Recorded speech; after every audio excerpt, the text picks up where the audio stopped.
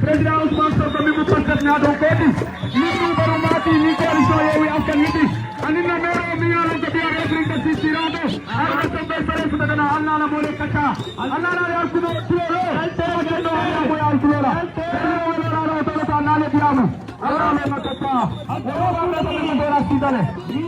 le président Ousmane Sonko est là présent avec monsieur le maire toute la population d'Aléana est demandée ici parce que le président Sonko a besoin de faire adresser à la population.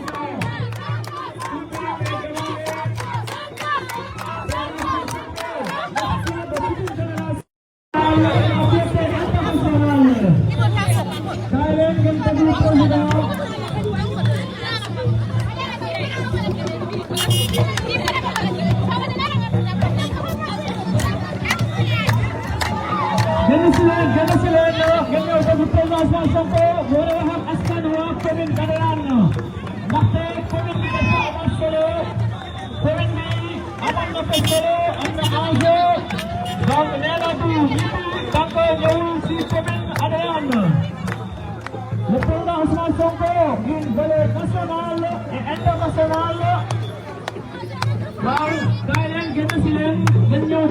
Le président Ousmane Sonko,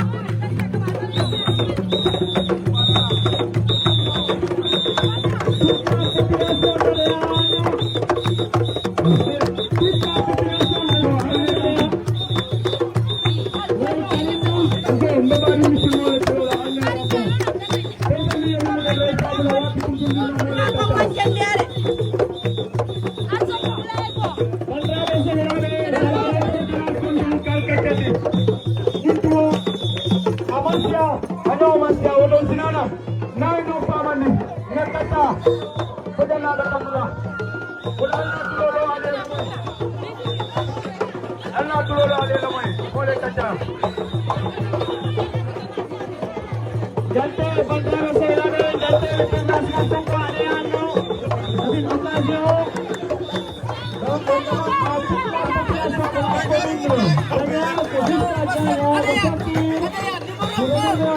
Dabo est présent, il doit adresser un message fort.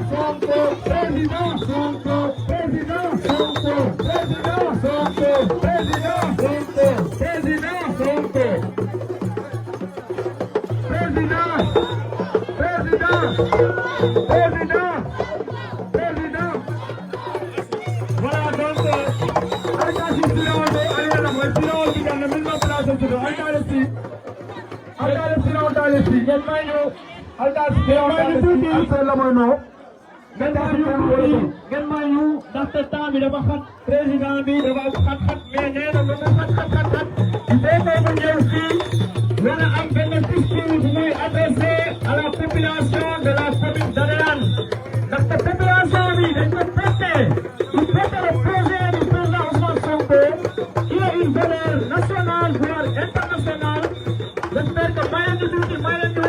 Sabari, s'il vous plaît, population de Charlotte Debout, c'est bien le folklore, mais le plus important, c'est le message. Donc, nous avons moyen de nous voir. Là, monsieur le maire, voilà, vous dites, monsieur, je parle. Qui? Donc, on vous demande de venir s'asseoir. Il y a de la place. S'il vous plaît, venez s'asseoir derrière. Il y a des choses qui sont libres. Justement. On vous demande de venir s'asseoir. Justement. Et de prêter une oreille attentive par rapport à un discours fort et un message que le président Ousmane Sonko doit adresser à la population, surtout celle de la commune d'Adéane. Donc, ceux qui seront bien de la commune d'Adéane, venez à la place. Venez voir la place. S'il vous plaît. Voilà. Donc, je disais tantôt que lors des élections présidentielles 2019, la commune d'Adéane a largement donné une victoire écrasante au PASTEF. Je pense que c'est le moment aujourd'hui de nous rendre hommage, un hommage mérité. Toute la population sont derrière le président Ousmane Sonko. Dans cette commune, on va porter ce projet et on va vouloir encore ramener cette victoire qui a été obtenue lors des présidentielles 2019. Le président Ousmane Sonko, donc, la population vous dit merci. Et encore une fois, merci car ils ont compris cette population. Donc, le message que vous portez, et aussi cette population veut défendre le projet politique. Donc, nous sommes derrière vous aujourd'hui, on sera derrière vous demain et après-demain, car nous sommes mobilisés même à Ziguinchor pour écouter exactement le discours que vous avez fait passer à Ziguinchor. Mais nous souhaitons aussi qu'à Adéane, que vous donnez ce discours fort, comme vous l'avez fait hier à Fanda. Et je pense que là, déjà, nous sommes partagés ce message fort, comme vous l'avez si bien dit. Donc, il faudra se partager sur tous les chargés de la communication. Donc, nous sommes partagés pour comprendre combien de fois la commune d'Adéane a un enjeu de taille, surtout à l'avènement donc de cet agropole dont vous avez un peu frôlé au niveau de la commune d'Adéane. Mais pour vous rappeler que l'agropole, c'est la commune donc d'Adéane qui a abrité cet agropole-là. Et j'espère que c'est un enjeu de taille pour les pouvoirs, mais aussi pour l'opposition. Maintenant, de toutes les façons, comme nous l'avons bien dit, on va passer la parole aux deux orateurs parce que le temps nous est compté. D'abord, monsieur le maire qui va adresser un discours donc de bienvenue à la population et aussi à la délégation. Et ensuite, on finira à donner la parole au président Ousmane Sonko qui va, comme je vous l'ai si bien dit, adresser un discours fort à la population. Merci beaucoup, monsieur Dia.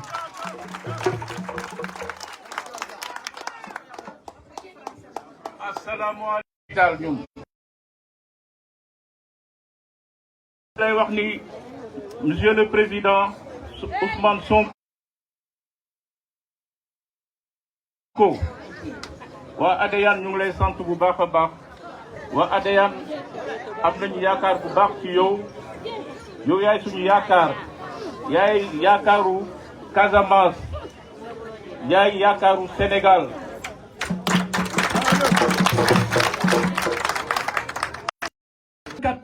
lu tax parce que bëgg na dëgg mu ngi ci dëgg moom humanité ba loolu tax sax bu jógee fonction publique Sénégal te man mii may liggéey depuis 14 ans ma xam lu nekk ci fonction publique darul ma koy wax xaju fi waaye la ma leen bëgg a war a dégg moo tax tey jii mu taxawaay bii ba Sénégal naw ko Afrique naw ko kon nag kooku tey bu leen diggee ni man su ma toogee damay liggéey war nañ koy mën a gëm ndax tey jii du muy tuut tànk boobu lu mu nekk nii ci dëgg laaj ko xam man nekk naa ak nit yoo xamante ne jàng naa ak ñoom CMT jàng li sa dinaabo lan ma seerati moom tey na ci nit bu mbaax man Abdou Karim mi wax ak yéen seen doom laa xam ngeen ma ci lu lépp ba mu des ni fen ak dëng man ña may àndal ñu ne bu ñu dëngee rek ma bàyyi leen dem suma yoon fa may liggéey maa topp te kilifa bi ay borom ba jaaw ñu ànd daa dee jiite waaye bu defee nii laay def waaw ma loolu waaw te nag ka may àndal ku ne muy teg ci yoon muy teg ci dëgg te kii ci dëgg lay teg kaddu bu déggee ci xol mu jut ci xol lay dugg moo tax nit ñi di mën a taxaw ci gannaawam waaw kii wax di naxee bu waxee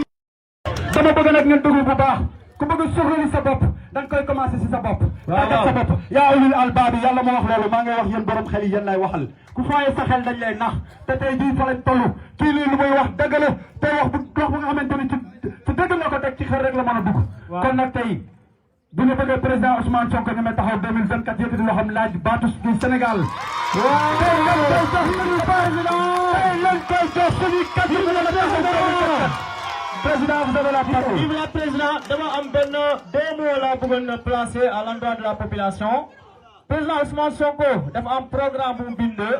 yéen nee naa leen programme bi dafay koy jaay nu mu koy jaayee mooy maanaam lu muy wax monnaie locale ñëpp xam nañ ko mais man dama ne monnaie locale bu ñu war a jëndee programme président Ousmane Sonko mooy seen carte électeur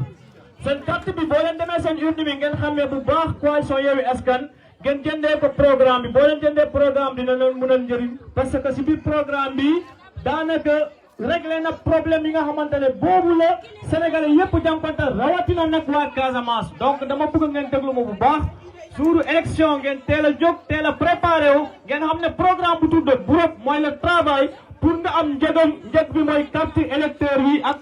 carte bi nga bulletin bi nga xamante ne moom la coalition Yewwi Askan yor ngeen dugal ko bu ko defee ngeen xam ne programme bi ngeen jënd c'est pour seen avenir suba ndaxte programme bi ñëpp ko naw au niveau national mais au niveau international ndaxte même les gens du pouvoir sont en train de s'inspirer de ce programme là c'est une grande première. Merci beaucoup monsieur Dia merci beaucoup. Vous avez la parole.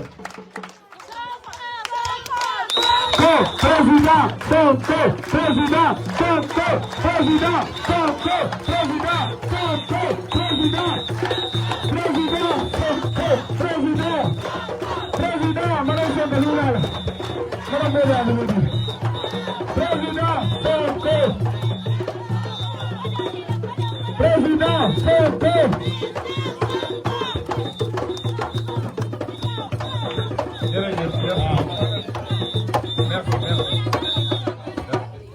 Allô. Président Sonko.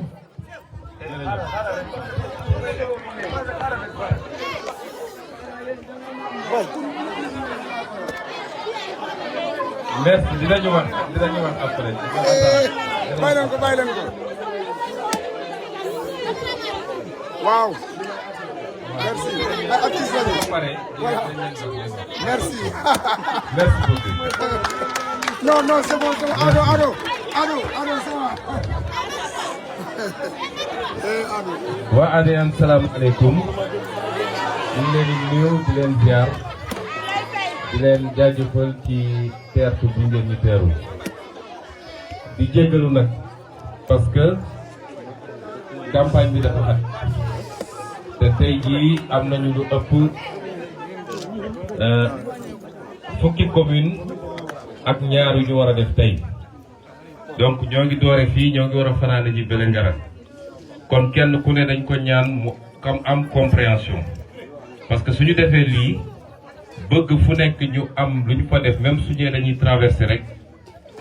wone image ni ñun ñi ngi jàppale suñu candidat mais mënuñu fu ñu dem rek def fa 2 heures de temps parce que Sénégal dafa yaatu y a plus de 550 communes te 80% communes yooyu duñu fa teg suñu tànk kon suñu ñëwee tey fii ADN waa ADN ñoo ñu war a comprendre. programme bi lii bokk ci woon tente bi ñu toog caravane la woon rek bu ñu waroon def waaye nangul nañ ko tey ADN waaye ñeneen ñi nekk ci yoon bi yëpp duñu leen ko nangul parce que lu ko mooy duñu mën a def suñu programme ba mu mat te xam ngeen ni yàlla def na fépp ci Sénégal candidat yi fa am yaakaar nañ ni Ousmane Sonko dina fa ñëw même su dee 30 minutes kon kenn ku ne na yaatal ñu ku nekk ñu mosal ko tuuti rek mais kenn ku ne su buggee jël mbir mi def ko affaire am du sotti te bu boobaa dinañu lor yeneen commune ak yeneen candidat te bu leen fàtte ni man mi di wax ak yéen sax candidat la dama bàyyi sama commune lu ci gën a bëri ñetti fan wala ñeenti fan laay def campagne sama commune li ci des yëpp ma jox ko yeneen candidat yi loolu précision bu ñu bëggoon def la parce que damay bañ ñu gaaw a dem waa ADEAN ne daf ñoo yéegul loolu laa bëggoon préciser ñaareel bi ñuy gërëm waa ADEAN di leen gërëm bu baax ndax ñaari at ci gannaaw dañoo dem élection présidentielle ñetti at ci gannaaw ma bokkoon ko ak yeneen ñeenti candidat ñoo xam ne ñoo ma gën a yàgg ci politique foofu ñoo ma ëpp tur ci politique ñoo ma ëpp xaalis foofu ñoom ñëpp jaar nañu fii waaye waa ADEAN tànn Ousmane Sonko voteel ko majoritairement kon loolu mënuma ñàkk parce que boobu ba léegi tey laay doog a tegaat tànk ADEAN mënuma ñàkk ne leen merci beaucoup loolu ngeen def am na fu doon lamb ba xool suñu première élection la woon waaye ñi fi nekk ñëpp gëm naa ni jàpp nañ ni 2024 ce sera le bon inchallah waaye li ma bëgg ngeen xam mooy 2024 mi ngi commencé tey ku jàpp ni mën naa yóbbu Ousmane Sonko palais 2024 te 2022 yi duma nañ ko ci li ëpp ci commune yi defe naa waxu 3e mandat ca lay jeex takk Sénégal kon ku yaakaar ni élection locale yi parce que li may wax dafa am solo suñuy adversaire politique bu ñu ñëwee fii Casamance xam nañ ni waa Casamance seen xol Ousmane Sonko moo ci ne mais suñ ñëwee fii liñ leen di bëgg a gëmloo dañ leen di wax ni élection bii dafa uteeg élection présidentielle que mun ngeen téye seen carte dencal ko Ousmane Sonko pour 2024 mais élection bi soo ñëwee fii ADEAN dañ la naan ñi fiy compétir yëpp ay doomu ADEAN lañu te kenn ku nekk si yéen am nga mbokk boo xam ne mi ngi ci beneen liste kon affaire famille lañ koy bëgg a def affaire localité lañ koy bëgg a def mais élection bi dafa dépasser affaire famille ak affaire localité.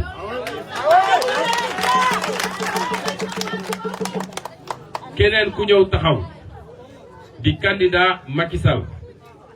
na ngeen xam ni su ngeen ko joxee carte du moom ngeen ko jox Macky Sall ngeen ko jox. ak nu ngeen ko jege muy sa frère sa sœur sa oncle sa papa sax su dee Macky Sall la fi toogal bu ngeen jàppee ni moom ngeen votel ndax ngeen seen bopp Macky Sall ngeen votel loolu mooy benn. candidat boo xam ne nee na ICS la toogal ICS ci Macky Sall la ànd bu Macky Sall defoon Ablaye Baldé candidat Ziguinchor kon tey kenn du wax liste ICS ñoom ñëpp Benno Bokk Yaakaar la te bu ngeen leen joxee carte bu ñu gañee dañuy dellu ci Macky ne ko waxoon nañ leen ñoo ëpp doole foofu Macky woo leen jox leen ay poste ñu dellu APR kon ñoom ak APR 6 ak 9 la benn la bu leen kenn lëndëmal kon enjeu bi mooy fii ñaari liste moo fi am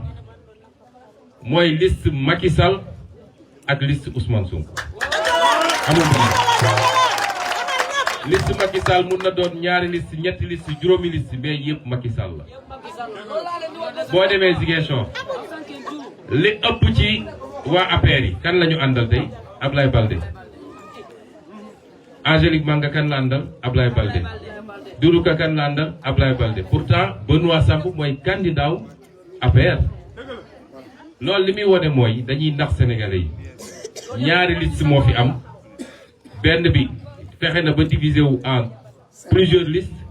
li tax ñu def loolu mooy dañ naan ñi nga xam ne dañoo kontaanuñu balaa Ousmane Sonko di leen jël ñun nañ leen récupérer nañu fexe ba beneen liste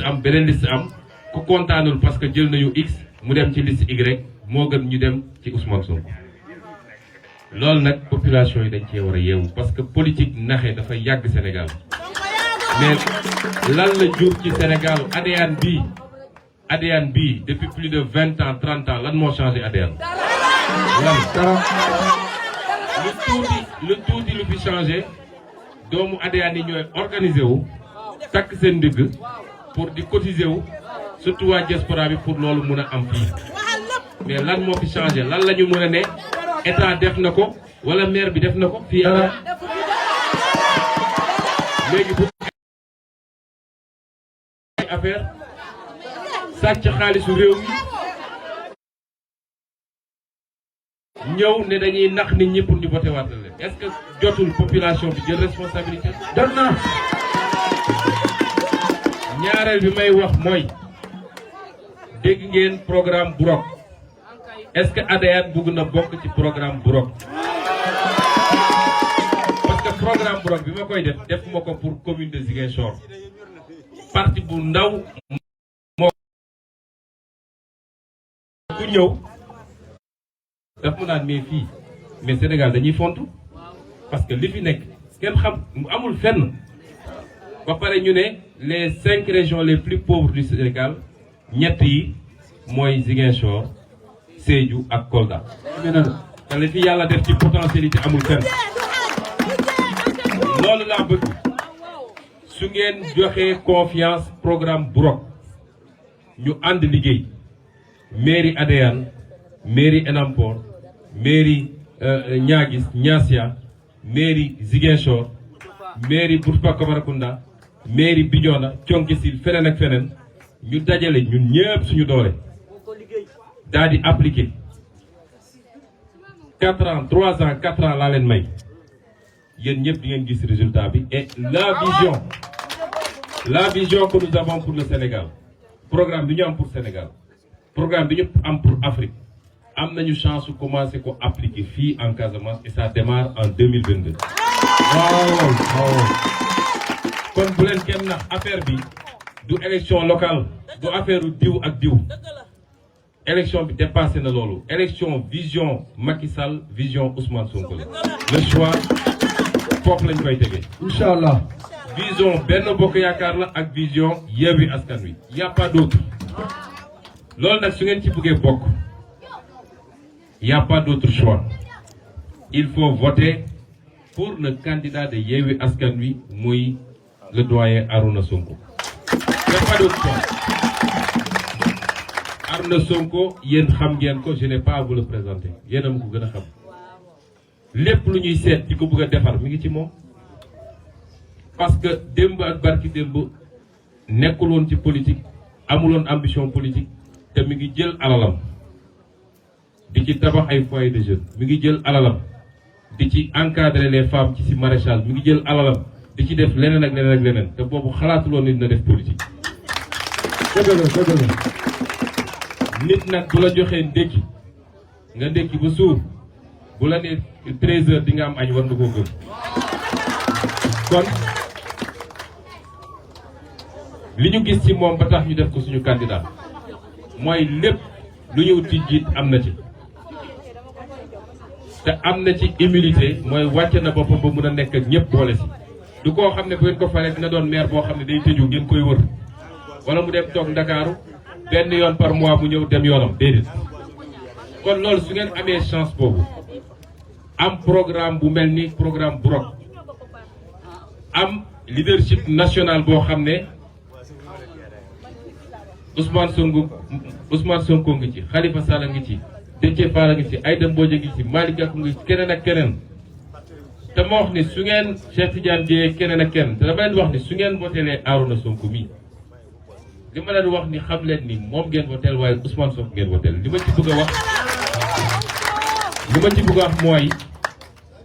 dañuy ànd di liggéey fii Adéane ñun duñ ko seetaan la ñu am ci xam-xam ak mën-mën dañuy ñëw bokkook moom ñuy liggéey intercommunalité bi ma wax mooy commune yi ñuy gañe yépp dañuy bokk ñu jël suñu am-am suñu xam-xam suñu matériel suñu lépp ñu dajale ko daal di appliquer programme bi te li ñu mën a appliquer programme Brok à Adéane mënuma ko def à Ziguinchor parce que fii li fi am ci suuf Adéane est la plus grande commune du département presque 200 kilomètres carrés kon loolu li fi am ci suuf kenn xamul lu mu toll suuf soosu nag lay daanele wax naa ko démb à Niaguis dama bëgg politiciens yi fi nekkoon politiciens traditionnels yi ngeen jéggal ma ci kàddu gi may wax ngeen jéggal ma ci rek de bugguma ñu ne dafa incorrect waaye léeg-léeg wax dañ koy wax la ci ëpp ci ñoom du ñëpp nag ngeen jéggal ma ci wax ji waaye ku leen dàq fen ci àdduna amul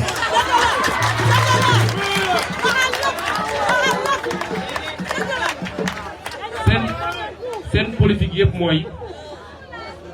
nooy def ba jël fen rafetal ko ba mu niroog dëgg bu ko defee nga xool nooy naxee population yi dama wax ni suuf si mooy problème mu Sénégal yëpp amul du ngeen toog semaine te déggu leen coowal suuf bërëb sàngam ci Sénégal Ndakaaru Mbaan fenn ak feneen fii nag léegi dama bëgg ngeen xam ni Adéane day nekk léegi benn pôle d'attraction foncier mooy suufus Adéane day bokk ci suuf yi nit ñi gën a soxla ci Sénégal li ko andi mooy li ñu tuddee projet Agropole Sud projet Agropole Sud dama ko wax léegi xale yi ma romb fële man duma opposant boo xam ne lu ne rek da nga naan baaxul projet bi ci boppam baax na projet boobu man sama programme 2019 su ngeen ko ubbee di ngeen gis projet Agropole sud nord est ouest et centre démb maa ngi tooñ ñaa gis ne saa waaye xam naa ni foofu la ko lokkate kon projet bi baax na waaye Macky Sall dafa am benn nattu xam-xam bi dafa néew bu ko gaa yi toggalee projet parce que moom du moom mooy xalaat di bind dañ koy bindal xaalis bu dul jeex PSE rek fay na ci 4 milliards pour ñu bindal ko plan Sénégal émergent te plan ba baaxul bu ko nit ñi xalaatalee ba andil ko mun nañu andi loo xam ne xalaat bi baax na waaye ci application la lépp di yàqu parce que ñoom seen application boo leen nee projet ngi nii li ñu njëkk a xaar mooy lan laa ciy am man ñaata milliards laa ciy am loolu tax projet yi mënul dox donc soo andee projet Agropole Sud nga xam ne dañu ne Casamance li fiy yàqu bëri na mango baa ngi yàqu darkase bi liñ ci war a def defuñu ko ci orange yeeg tool beeg lu bëri mi ngi yàqu fii madd bi ba ci jën beeg yeneen ak yeneen même produit maraîcher yi ñu ne kon diggante production ak commercialisation boo ci buggee am xaalis bu bëri il faut nga def li ñuy wax transformation ñu ne kon nañu def Agropole boo xam ne ay usines lañ fiy def bu ko defee li ñuy produire balaa muy yàqu nañu ñëw transformer ko fii di ko def ay jus de fruits jus de madd leneen ak leneen lii ñu consommer ko Sénégal leneen li ñu jaay ko bitim réew am devise kon loolu kenn mënul ne projet bi baaxul ci xalaatin baax na mais ñoom li leen di njëkk a intéressé bu ñu nee projet bi 80 hectares la ñu jël fii Adéane 80 hectares bëri na bëriwul waaye bu dee projet bi liñ ci jublu def nañ ko 80 hectares yooyu jar na ko su dee it teg nañ ko ci yoon mooy au lieu ñu dem jël seeni xarit daggal leen suuf si nañu seet liggéeykat yi dëgg ñi nga xam ne mun nañ investir te nañu fexe nag ba bàyyi fi ay quota pour waa dëkk bi ak waa Casamance ñoom it ñu mën cee gis seen bopp parce que mbir boo koy def fenn fexeel ba foofa ñoom duñu mujj nekk ay gan seen biir dëkk loolu dafa am solo waaye kenn waxul ñu tëju il faut ñu ubbi parce que fii Adéane waa Adéane amuñu ay milliards yu ñu mën a defaree ay usines donc investisseur bu jógee fële yor ay milliards am mën nañ ko ubbil waaye nañ ko encadrer loolu dafa am solo dañu fexe ba waa ADEAN am ci liggéey waxuma nag ay liggéeyu 20 000 francs 50 000 francs waaye nañ ci am liggéey boo xam ne faj na seen soxla ñaareel bi nañu fexe ba waa ADEAN ñu xale yi ADEAN jigéen ADEAN ñu former leen ci ba ñu am compétence technique ñetteel bi nañu fexe ba lu tubaab di wax transfert de technologie mooy waa dëkk bi ñu jàngal leen ci xarale ak ci xam-xam ba ñoom dinañu mën a dans 5 ans dans 10 ans taxawal ñoom seen bopp seen propre unité industrielle loolu bu amee projet bi baax na waaye il faut loolu ñu ànd surveiller ko ñun ñëpp la xew feneen ak feneen wax naa barki démb ci sama meeting Ziguinchor bi dama ne seeni pexe xam nañ ko soo demee Dakar tey am na fu ñu génne woon ne port minéralier de Bargny la ñu génne ci ay hectares ay milliers d'hectares fi mu ne nii Macky Sall moo ngi koy dagg di ko jaayaat bu ci gën a fës mooy am na fu ñu génne woon ne foofu dañu fay def ay logement pour ñu foor a dëkk ñu jox ko SNHLM 150 hectares jamono jii may wax wëlbatiku na dem jaay ko ay njeey ba pare moom jël na ci lu ëpp 7 milliards ci lu wóor li may wax man wax naa ko meeting ba keroog ba léegi tontuwuñ ma mën nañ ko def fii génne ay hectares hectares ne lii lañ ci jublu wëlbatikuwaat dem jaay ko ay nit am ci ay milliards dem toog jàpp seen njàmbur loolu il faut ñu surveiller beneen bi mooy boo génnee 80 hectares yi bu 80 hectares yi weesoo xam nga fu ñu def pôle industriel suuf si ko wër yëpp day am valeur parce que ñii ñëw di liggéey si nit dina jóge Ndakaaru ñëw liggéey si nit dina jóge Ndar ñëw liggéey si nit dina jóge Paris ñëw liggéey si ñooñu ñëpp dañuy soxla am fu ñu dëkk moo tax suufu ADEAN di wër pôle industriel bi yëpp nit ñi léegi ngeen gis promoteurs yi ñëw léegi ngeen gis nit ñi ñëw benn benn ñu commencé nag di dagg suuf si di joxe dinañu dem nag ba waa ADEAN ñoom gan la ñuy doon mooy kenn ku nekk sa kër gi nga am loolu nga am ci suuf ci ADEAN loolu nag pour ñu jëlee ko fi wala pour mu bañ a am pouvoir boo gis dafa war a am contre pouvoir soo gisee ñu ne exécutif président de la République ba pare ne assemblée nationale wala pouvoir judiciaire contre pouvoir lañ ci bëggoon am fii nag su ngeen bëggee contre pouvoir am mairie yi na ngeen leen dénk Yewwi Askan Wi. ah oui. parce que Arouna mi toog gëm naa du ñëw ne ko defal délibération pour jox 5 hectares Massamba 10 hectares Mademba ci loo xam ne tegul yoon mu def ko ñun duñ ko seetaan waaye beneen maire bu ngeen fi teg te mu bokk ci ñoom xam leen ni moom moo leen dem woy sax ne leen ñëw leen ADEAN ma daggal leen suuf. kon contre pouvoir dafa am solo te nee naa leen ñun ñooy bokk liggéey ko li leen di may contre pouvoir boobu nag mooy keroog le 23 janvier ngir yàlla war a suuli du xaalis développement xaalis bu ñuy séddale def ko fal ma maire jarul joxe xaalis ku lay jox xaalis rek mi ngi jënd te li muy jënd daf ko jaral lu bëri waaye kaay fal ma liggéeyal la ba dee loolu jarul joxe xaalis. wax dëgg yàlla wax dëgg yàlla wax dëgg yàlla. loolu nag du xaalis du kii sama mbokk la du kii ñoo bokk sëriñ dañuy tànn lu war a defar Casamance ak lu war a defar Sénégal le 23 ngir yàlla génn leen massivement et voter massivement pour les listes Yewwi Askan Wi fii ADEAN muy suñu candidat Arouna Sonko. Inch'Allah. bu ngeen ko defee nag foofu lay daanele dinañu dajewaat ci place publique bii dinañu dawal quelques mois quelques années Inch'Allah dinañu dajewaat ci place publique bii jigéen ñu wax est-ce que li ñu waxante woon ak yéen def nañ ko wala defuñu ko et ngeen mën a gis la différence loolu moo newoon message bi ñu ngi leen di gërëm di leen sant asalaamaaleykum wa rahmatulah. Merci beaucoup, monsieur le président. Merci beaucoup. Président Ousmane, président Sonko, président. Sonko mi ngi ñëw. Sonko mi ngi ñëw.